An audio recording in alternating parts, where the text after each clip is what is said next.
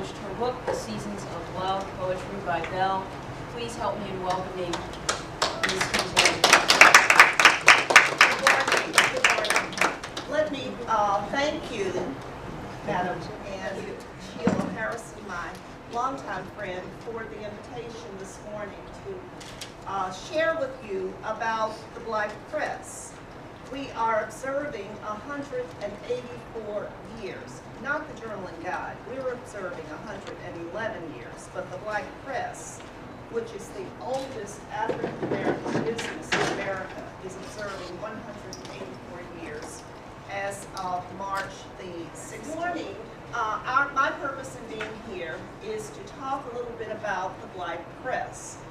And I'd like to get started with a film that you can access on YouTube. It's a 90-minute documentary, but we're only going to look at about 9 minutes of it, the first part. But it's an excellent video. It's called Soldiers Without Swords. And it was produced, you may have heard of it, and you may not have heard of it. It was produced in the late 1980s, I believe, maybe about 25 or 30 years ago. But this is part one. But it is an excellent documentary on the history of the Black press. It's important that you know that the oldest Black newspaper is the Philadelphia Tribune. If anybody's here from Philadelphia, Philadelphia Tribune. Then the Baltimore Afro-American out of Baltimore, which at one time had a Richmond edition that no longer publishes. That is what has been the driving force for me for 28 years, because 111 years of history, I think, deserve to be continued.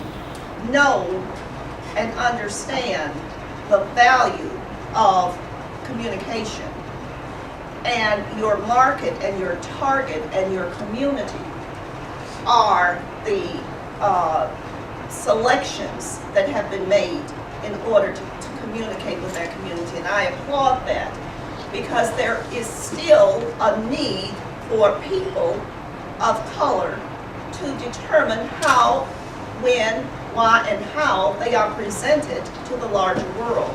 And that's what the Black press does. Around the turn of the century, the 1900 time period, there were Black newspapers all over the country. In the city of Norfolk, there were 6 Black newspapers in 1900 time frame. The Journal and Guide was one of them. This paper was founded actually as a newsletter for a group of men called the Knights of Gideon.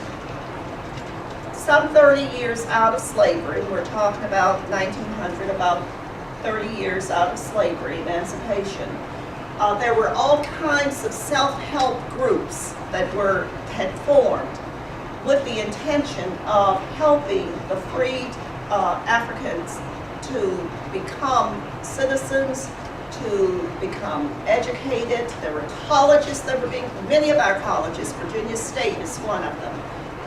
Many of our colleges were founded during that time period, right out of slavery, to educate, to enlighten, to businesses were started, insurance companies. And so the Knights of Gideon were a benevolent group here in Norfolk whose purpose was to support the widows and children and orphans and help them. But they were unable to continue their newsletter, and so their editor, who was P.B. Young Sr., purchased that newsletter in 1907 and turned it into what is today the New Journal and Guide. Mr. Young, from 1907 until his death in 1962, was not only a publisher and a community leader here in Norfolk, but he was also a national leader.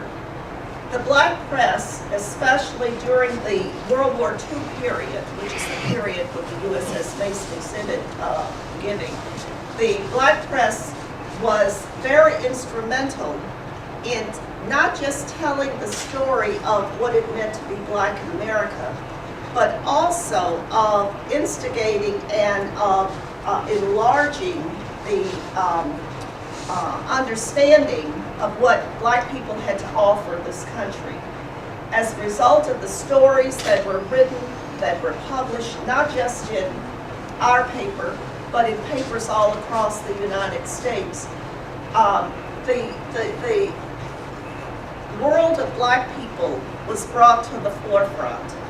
And they were very instrumental, these newspapers were very instrumental in telling families here in the United States how their sons and daughters were performing in Europe. And what they have done for 184 years, provided a place where African American news finds its home and provides for the community a source of support. That is our main purpose.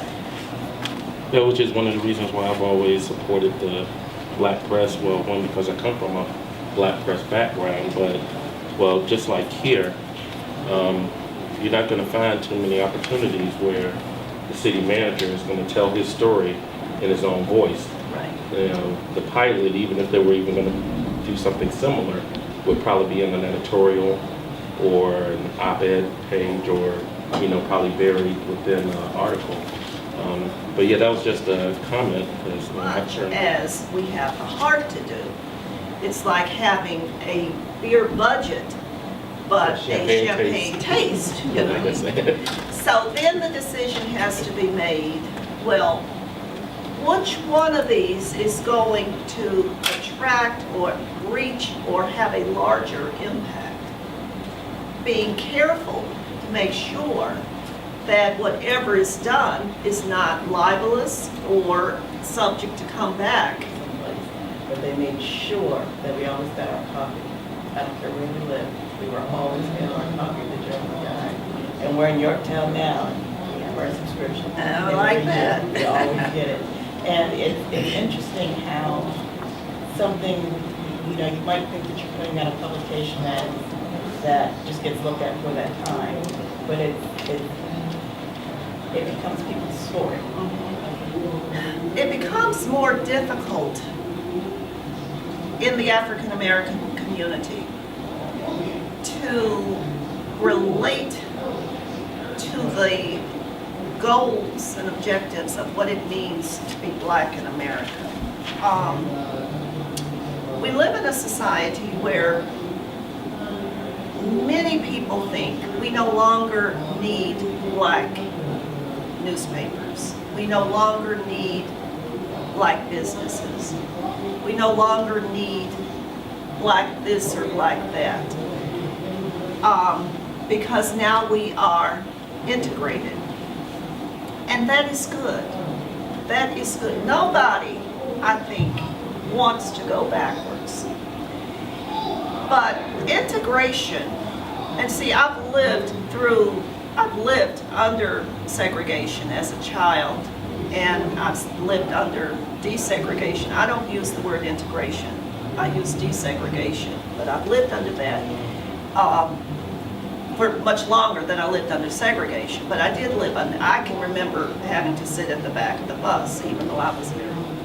The reality and the truth is, we still have some major problems and issues racially in this country. A lot of black people are not aware of that until it personally hits them. We have people, and some of you are working for, well, all of you, not working for me, you're working for a majority, or Loretta, you're working for a majority firm. But the ownership and the leadership and the direction come from another mindset that may or may not be where you are. But you don't make decisions about what goes on TV or what goes in the Virginian Pilot. And even though the publisher of the Virginian Pilot is an African American, his direction has to come from the stockholders and from the organization as to what kinds of stories are going to go in there. So he's going to make sure that he follows that the same way that I do and any other business person does. The point I'm making here is that it's when you talk about succession, getting that next generation of leadership that succeeds me as I succeeded Dr. Reed and P.B. Young and people before becomes more difficult because the mindset of African pride is not as strong as it has been at some points in the past. So I think that is my personal biggest challenge, is recruiting succession persons who can continue with the 21st century movement of the paper. There's always the challenge of advertising, always, for everybody who's in media. That doesn't go away. You never get enough to do what you need to do or what you want to do. So there's always that challenge. But I think the real challenge is continuing the history, continuing the legacy, continuing the, and everybody doesn't understand the idea that for too long others have spoken for us. Now it is time we speak for ourselves, that nobody can represent you better, with more authenticity, and with more clarity, and with more understanding than you can if you understand who you are. And just being black is not it's not, there's some people of other nationalities who I think have a better, in fact, I know have a better understanding and appreciation of our history than some African Americans do. Look at our colleges. Who's leading the history departments? Who are the deans? Will the NMPA contribute to your online weekly? More than likely. Some of the stories we get come from NNPA. That's our National Association of Publishers. And some of our stories, especially our editorials, we get most of them from NNPA. But with the information that comes from them, plus with 200 newspapers across the country, there's just more than enough news to put something like that together. My goal is that when people think black news in Virginia and want to know what's happening, not just in Norfolk, they're going to be thinking Journal and Guide, going to our website. I have been the publisher officially since 1987. I joined the Journal and Guide in 1982, and my first assignment, my first title was assistant to the publisher, which lasted maybe about 2 weeks. And then I became the executive publisher. And actually, at that point, I was the publisher, but officially I became the publisher in 1987.